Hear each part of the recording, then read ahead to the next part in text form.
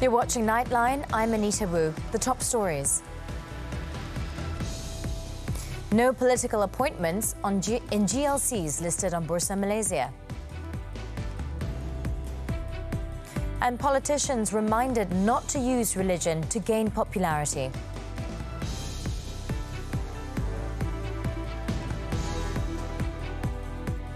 Our headlining story. There are no political appointments in government-linked companies, GLCs, listed on Bursa, Malaysia under the unity government. DAP Secretary-General Anthony Loke clarified that most politicians appointed today did not involve GLCs but were appointed to statutory bodies. Datuk Seri Anwar Ibrahim telah pun memaklumkan kepada saya memang beliau tidak berhasrat untuk melantik mana-mana ahli politik dalam mana-mana syarikat GLC yang besar-besar ataupun tersenarai dalam bursa. Tetapi kita memberikan sedikit fleksibiliti dari segi badan berkanun. Badan berkanun umpamanya Felkra dan juga lembaga-lembaga pelabuhan dan sebagainya. He said this at a press conference after officiating the Selangor DAP State Annual Convention 2023 in Klang, Selangor on Sunday. Loke said there was a need to differentiate between GLCs and regulatory bodies before criticising political appointments. He stressed that there are no political appointments in key GLCs, citing Prasarana, MAHB and TM as a few examples, and expressed confidence that the policy will continue to be maintained by the Prime Minister.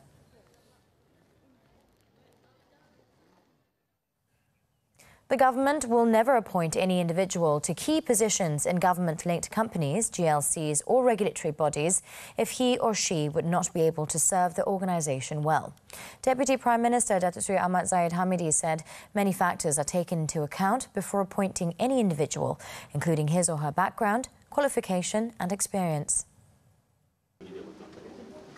Datuk Seri Ahmad Zahid explained that any appointment made was based on guidelines by the Cabinet and upon the advice of the Prime Minister.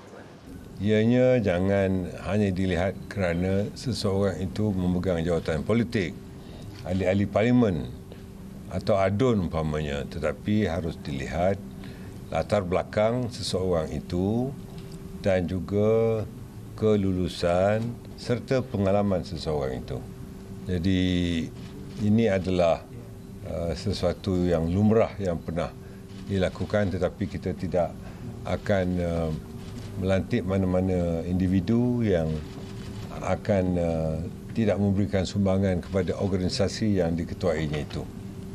He had been asked about comments over recent political appointments, including UMNO Secretary-General Datuk Dr. Ashraf Wajdi Dusuki as Majlis Amanah Rakyat MARA Chairman and Kelantan UMNO Chief Datuk Ahmad Jazlan Yaakob, who had been reappointed as Felkra Chairman. Datuk Seri Ahmad Zahid also confirmed the appointment of Wanita UMNO Chief Datuk Seri Dr. Nuraini Ahmad as the new Rubber Industry Smallholders Development Authority RISDA Chairman. Also announced was the appointment of UMNO Supreme Council member Datuk Sheikh Hussein Maidin as Chairman of the Penang Regional Development Authority, PERDA. Sultan of Selangor, Sultan Sharifuddin Idris Shah, has issued a reminder for politicians, regardless of their faith, not to use religion to make themselves popular. Sultan Sharifuddin said he remains an authority on Islam in the state, together with the Selangor Islamic Religious Council, MAIS. In an exclusive interview with The Star, Sultan Sharifuddin stated that politicians could voice out their opinion, but they did not have the final say nor power. The ruler also reportedly urged politicians to read and refer before commenting on MAIS's recent statement that it is forbidden for Muslims to visit non-Muslim places of worship, such as temples, churches and gurdwaras, to learn about other religions. The ruler also advised that it is good to avoid confusion and misunderstanding because there are laws preventing the proselytization of other religions to Muslims. The Sultan of Selangor also said Muslims are allowed to visit places of worship of other religions as long as they do not participate in their religious ceremonies. Sultan Sharifuddin added that the state and federal laws to protect Islam in Selangor are clear and must be respected. Lembaga Tabung Haji (TH) is urging 31,600 prospective pilgrims to immediately respond to the Hajj offer following the issuance of the Hajj cash offer letter on March 22nd. Its Executive Director, Datuk Sri Syed Saleh Syed Abdul Rahman, said the board is requesting the cooperation of all prospective pilgrims this year to reply whether they agree to accept the offer of Hajj within 7 working days from the date the letter is issued. In a statement on Sunday, Datuk Sri Syed Saleh said prospective pilgrims can visit www.thijari.com.my and download the Thijari application to check and respond to the Hajj offers that have been issued. He also said that recipients of the offer letter are required to pay enough money according to the amount of Hajj payment stated in the offer letter in their TH account, as well as getting the treatment record book at any nearby TH branch to enable the health examination to be done. The health checkup can be done at hospitals, government or private clinics recognised by the Health Ministry, and all prospective pilgrims are required to pass a health checkup to obtain a Hajj visa as stipulated by the government of Saudi Arabia. Datuk Sri Syed Saleh added that after completing the health checkup, all prospective pilgrims are asked to send the reply to the Hajj offer letter with the treatment record book and international passport to any nearby TH branch office. Prime Minister Datuk Sri Anwar Ibrahim will be on a one-day maiden official visit to Cambodia on Monday to further enhance ties that were established since 1957 and to strengthen cooperation between both countries. Aside from discussing important issues and bilateral cooperation of mutual interest to both countries with Cambodian Prime Minister Hun Sen, the Prime Minister will also witness the signing of 2 memorandums of understanding, MOUs, between the Malaysian and Cambodian governments. In a press conference on Sunday, Foreign Minister Datuk Sri Zamri Abdul Kadir said the signing of the 2 MOUs will further strengthen cooperation between the 2 countries in the labour sector. Kita jangkakan akan ada pemeteraian perjanjian ataupun MOU antara Kerajaan Malaysia dan Kerajaan Kemboja. Ini termasuklah dalam bidang pengambilan, penggajian dan penghantaran pulang pekerja Kemboja bagi sektor domestik, dan MOU mengenai pengambilan dan penggajian dan penghantaran pekerja Kemboja bagi sektor-sektor formal. Apart from the MOUs, the Prime Minister is also expected to discuss several other issues such as job scams in Cambodia. In 2022, Cambodia was Malaysia's 58th biggest trading partner and the 8th biggest in the ASEAN region, with a total trade of $683.6 million, an increase of 20.8% in comparison with the value recorded in the previous year. Malaysia could lose hundreds of millions, if not billions, of ringgit in tax revenue annually due to tax non-compliance, and this problem is more prevalent as more people make money through the informal economy. Therefore, it is crucial to address this issue effectively, as it can deter the government from shaping sustainable development for the country. Alif Yunus reports. Taxation is a crucial aspect of any functioning economy, and Malaysia is no exception. Despite its importance in driving the country's growth and development, tax evasion is still rampant, especially among those involved in the shadow economy and informal market.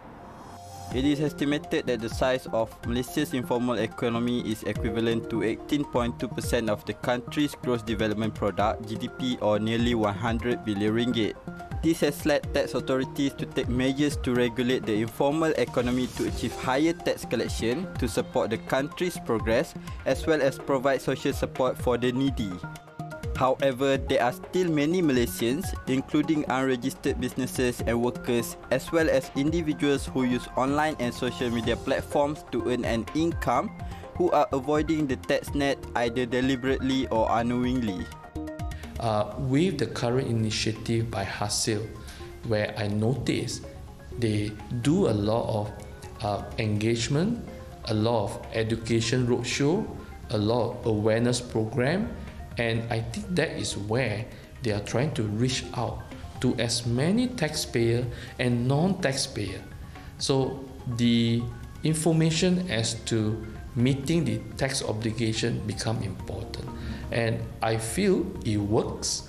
In 2023, they have implemented the criminal investigation.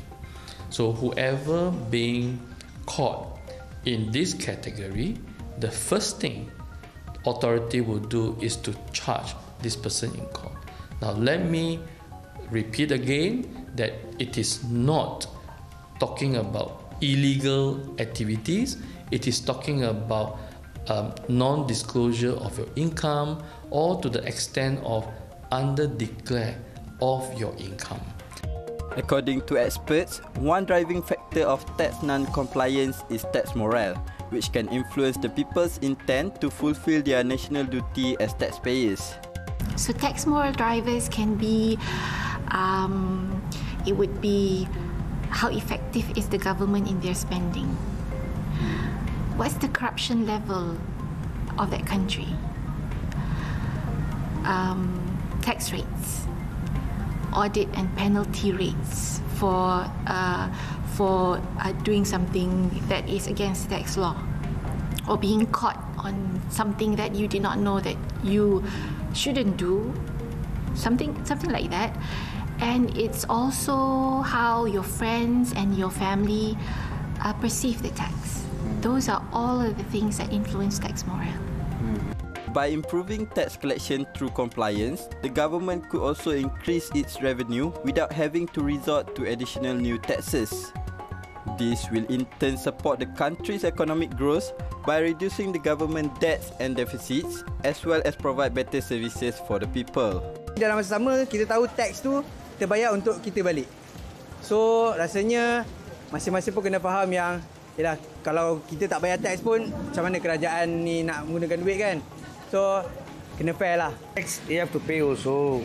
Normally the tax money is only for the government.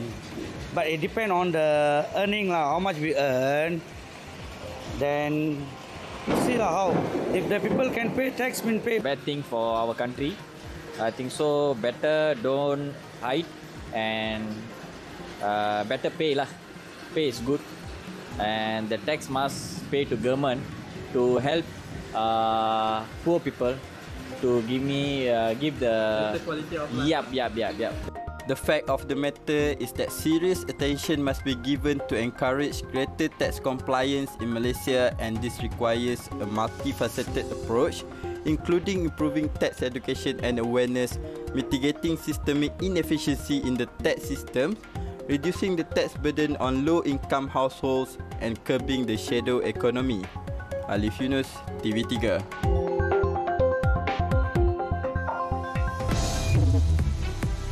We're going for a quick break. After this breather, Biden declares emergency after deadly storm. The details when we return.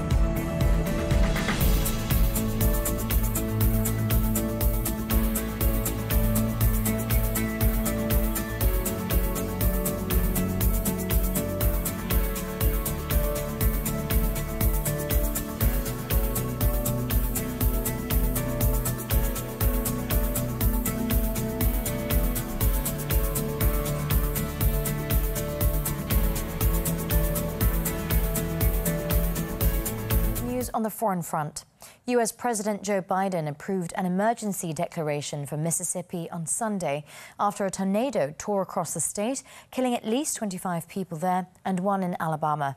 Officials said search and rescue efforts will continue in Mississippi as more storms are predicted to hit parts of Alabama and Georgia early on Sunday, potentially bringing large hail. It was understood that 3 emergency shelters have been set up, including at the National Guard Armory in Rolling Fork, a town of 1,700 in western Mississippi that was hit hardest. Due to the storm, about 26,000 customers remained without power as of Saturday evening in Mississippi, Alabama and Tennessee. In the meantime, Biden has ordered federal aid to support local recovery efforts in areas affected by the tornadoes, including grants for temporary housing, home repairs and low-cost loans to cover uninsured property losses.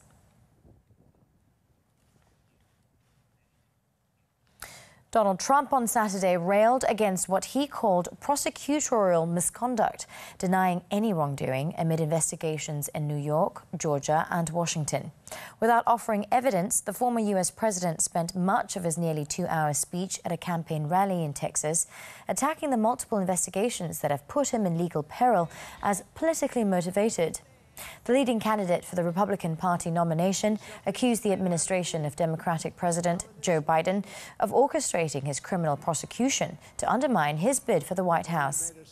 Trump is being investigated by prosecutors in Manhattan for campaign finance violations, stemming his alleged payment of hush money to an adult film actress ahead of the 2016 election. Trump has denied the affair, warning that the country faced potential death and destruction if he was charged with the crime. A special counsel appointed by the Department of Justice is also investigating allegations that Trump hoarded top-secret documents and masterminded a plot seeking to overturn the 2020 election. We had a rigged election, we have a rigged system. And you almost have to... Over in Germany, 2 people have died after a shooting in Hamburg on Sunday, in the city's second deadly shooting this month alone. 2 men aged 42 and 50 died after an apparent dispute on a pathway between 2 apartment buildings. The 50-year-old man is believed to be the alleged shooter, shooting the younger man several times with a revolver before turning the gun on himself. Police said they had concluded an initial response and are now investigating the incident. Germany has strict gun laws, but is one of Europe's highest rates of firearm ownership.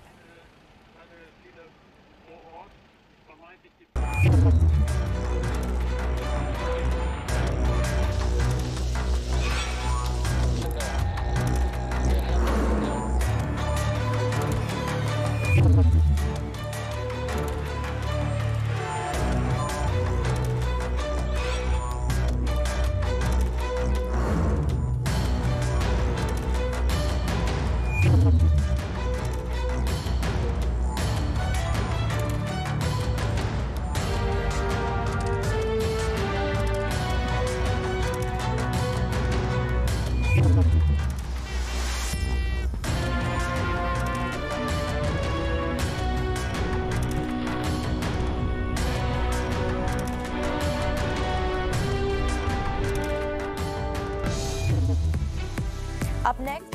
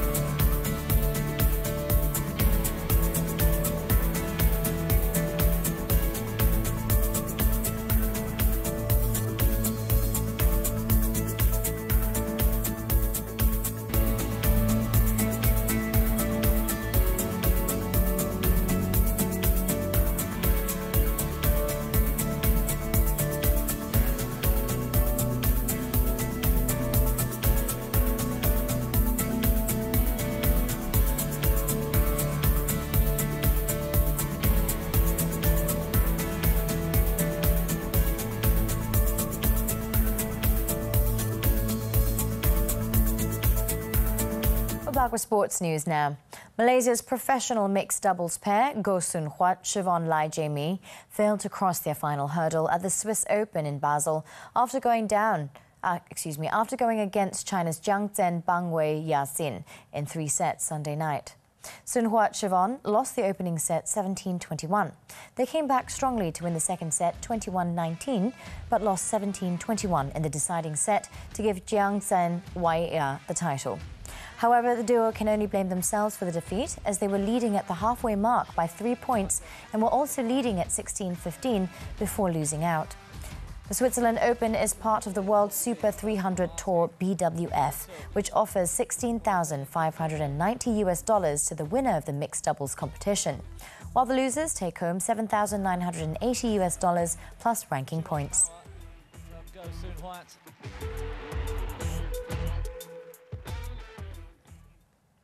Moving on to MotoGP.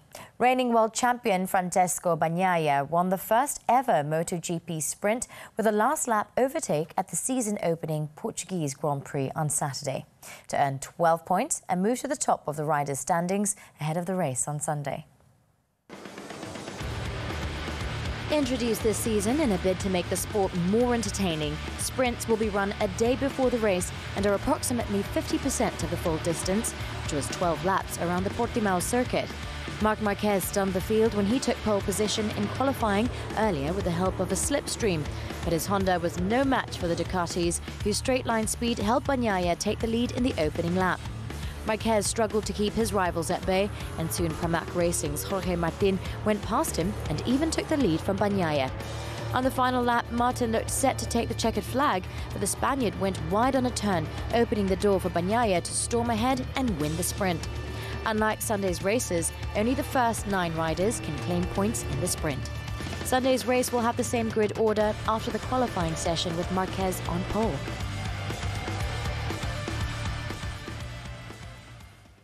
In cycling, Colombia's Juanfer Velez won the inaugural Red Bull Cerro Abajo Series as the urban downhill racing drew to a close in Guanajuato. The 3-race series saw riders compete in Chile, Colombia and Mexico. While Velez couldn't add to his points tally after a burst tyre ended his run, his strong performances in the previous 2 races secured him the overall title. Compatriot Camilo Sanchez produced the best display in the final race, finishing 2 seconds ahead of Canada's Jackson Goldstone, while Chile's Felipe Agurto rounding out the podium. Riders had to navigate narrow streets and stone stairs during the 1.2-kilometre circuit.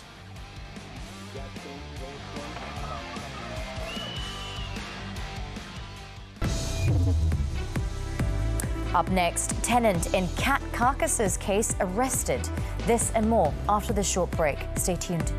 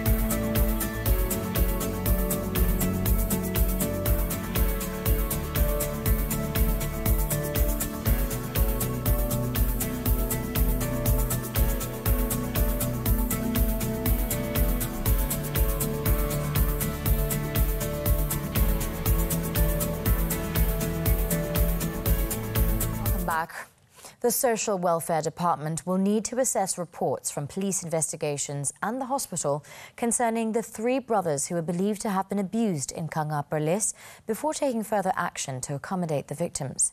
Women, Family and Community Development Minister Datuk Sri Nancy Shukri said the ministry has taken note of the case and has taken early measures to protect the children.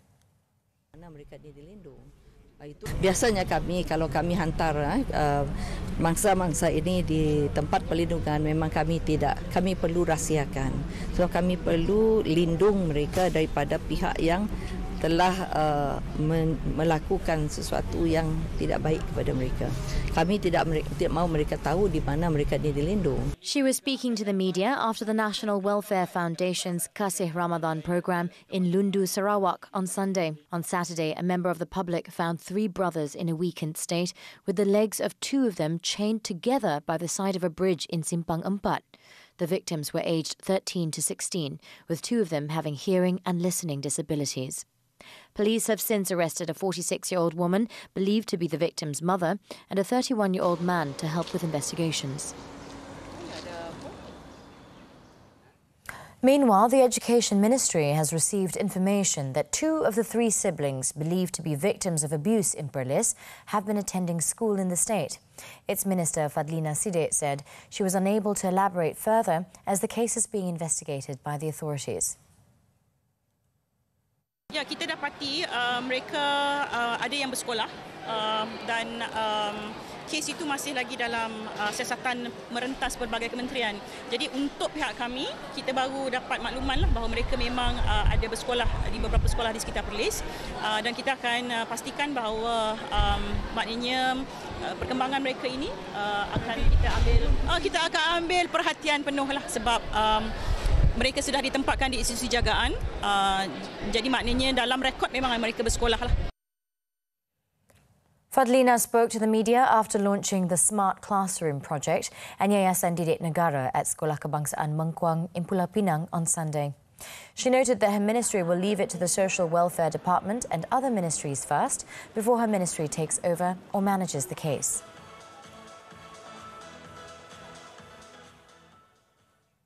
Repair works at 6 health facilities in Johor, which were severely affected by floods, are expected to be completed within 6 months. Health Minister Dr. Zaliha Mustafa said the 6 facilities were Cha'ah Health Clinic and 5 rural clinics in Kampung Tengah, Kampung Jawa, Kampung Jabi, Tenang Station and Desa Temu Jodoh, all in Segamat. Untuk seluruh Johor, kita dah buat anggaran tentang jumlah kerosakan di fasiliti-fasiliti kesihatan.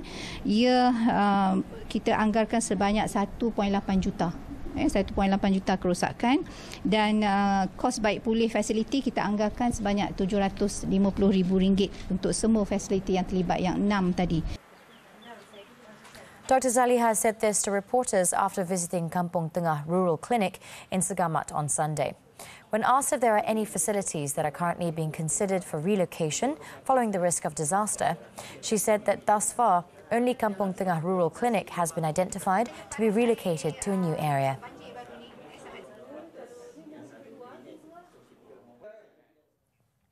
Police have arrested a man to assist in investigations into the discovery of cat carcasses and skeletons at a condominium unit in Bandar Sri Permaisuri. Cheras District Police Chief Assistant Commissioner Zam Halim Jamaluddin said the 31-year-old tenant of the condominium unit has been remanded until March 28th to assist investigations. Police had earlier received a report on the incident on March 13th. On Friday, the Malaysia Animal Association, MAA, in a Facebook post said that the homeowner made the gruesome discovery of several skeletons, organs and cat carcasses in the condo unit. This came after neighbours at the condominium block complained about a foul stench emanating from the unit. The case is being investigated under Section 428 of the Penal Code for mischief by killing or maiming animals.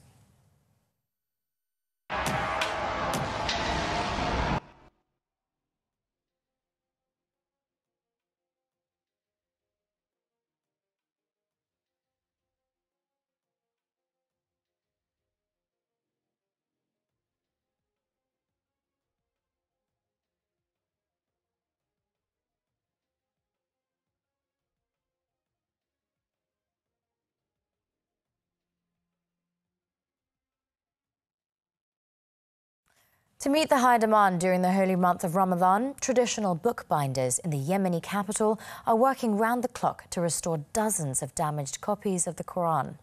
Let's take a look at the meticulous restoration process as we wrap up Nightline this time around. With that, I'm Anita. Thank you for watching, and to our Muslim viewers, Selamat Bersahur.